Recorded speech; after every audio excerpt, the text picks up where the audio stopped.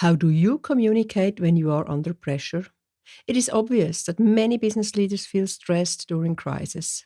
Also, the actual pandemic, which could harm the business, can be stressful. And the fraud case often ends in corporate crisis, as we can witness reading the daily news. I'm sure this isn't something you want to have on your bucket list. In this episode, we talk about the different aspects of communicating during crisis. Good to have you here.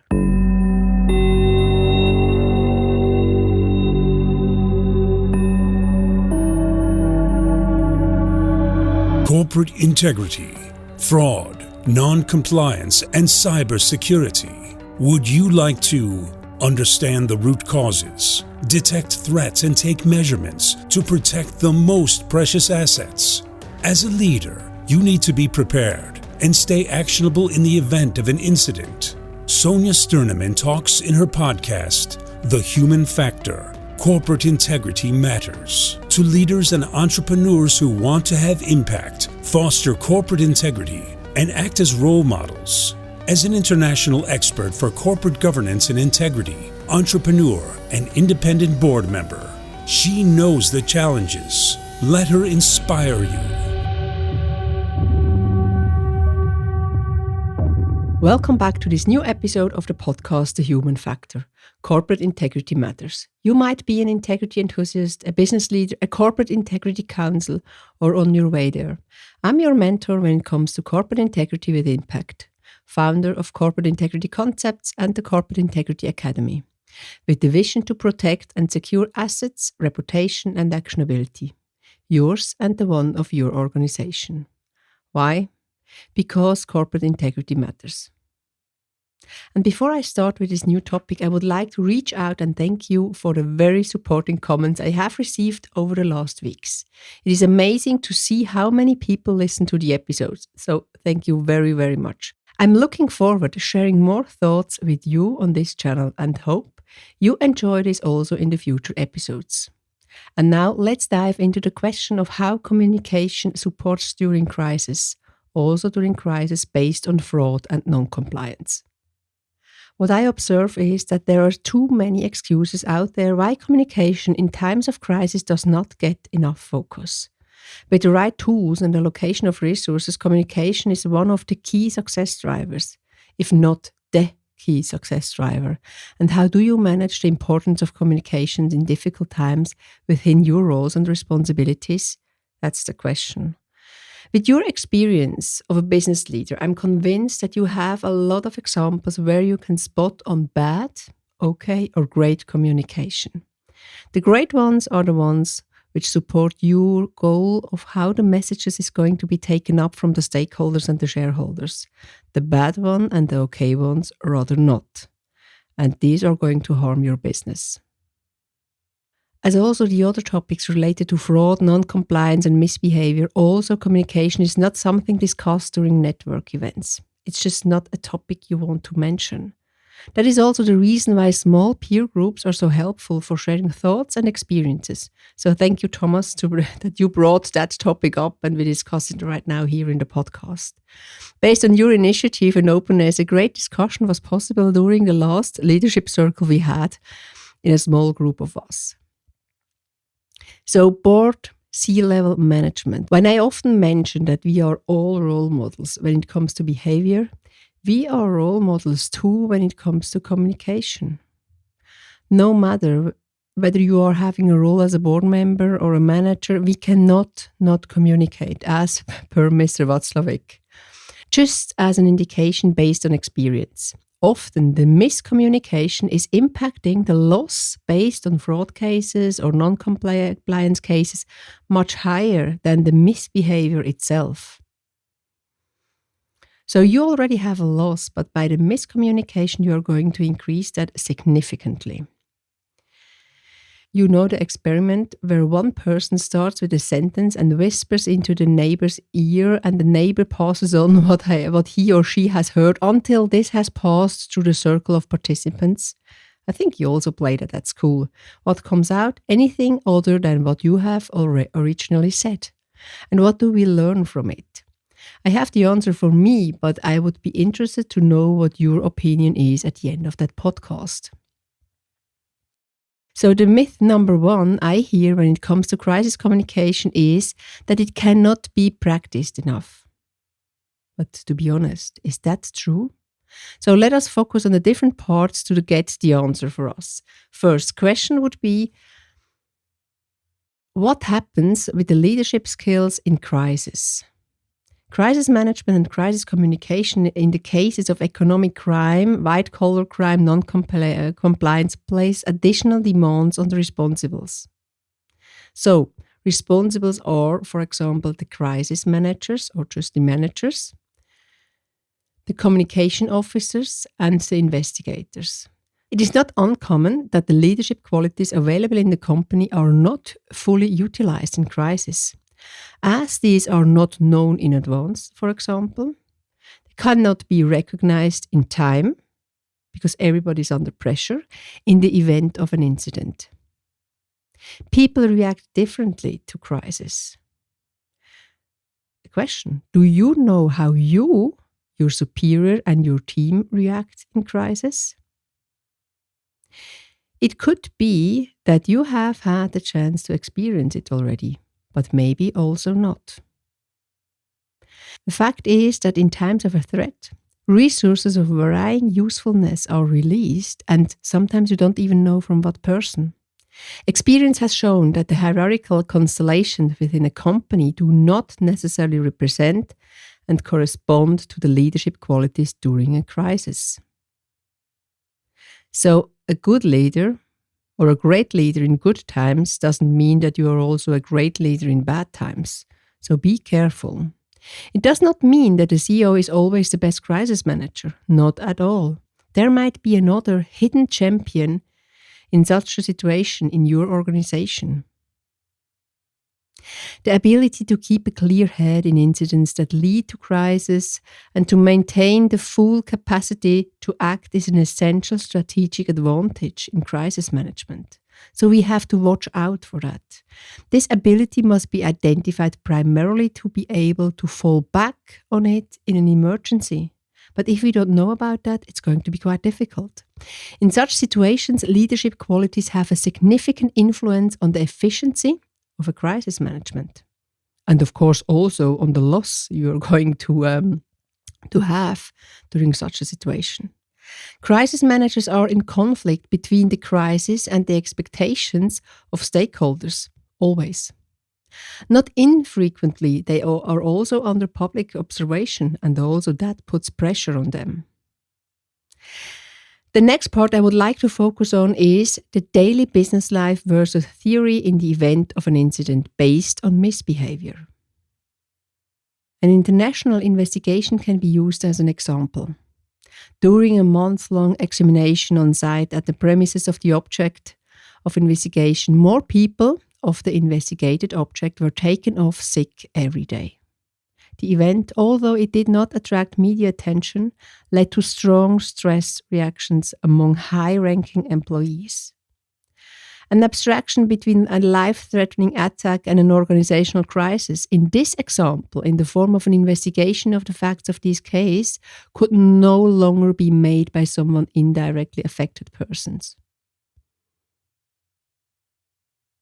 It was more astonishing for those in charge of the company that the management assistant was able to rise above herself and activate previously unknown resources.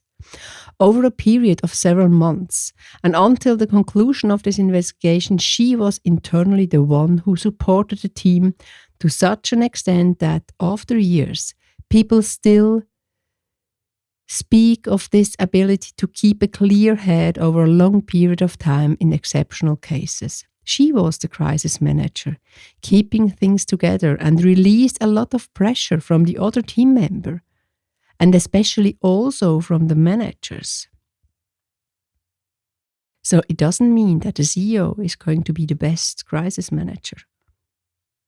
So coming to the next part would be how we communicate. For me, it is clear with integrity. It always has to be with integrity. But what about the organizations and the responsibles? The reasons for the increasing demand for effective crisis communication and successful crisis management are complex. They can be attributed to the increased sense of values of those in positions with responsibility, their reputation at stake, digitization and, consequently, increased digital activity by stakeholders and the increased scope of crisis.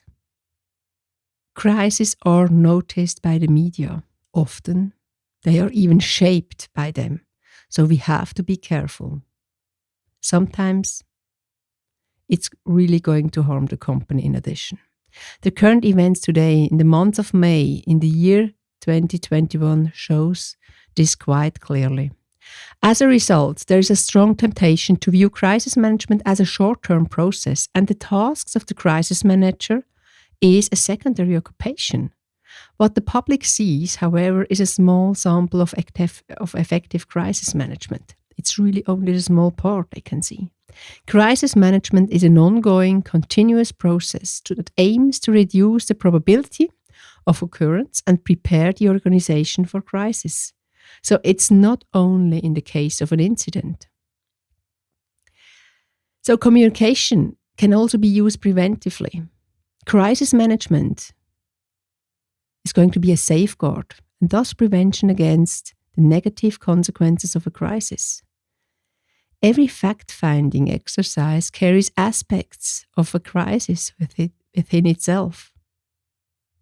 Be it the internal investigation, which is carried out on behalf of the company.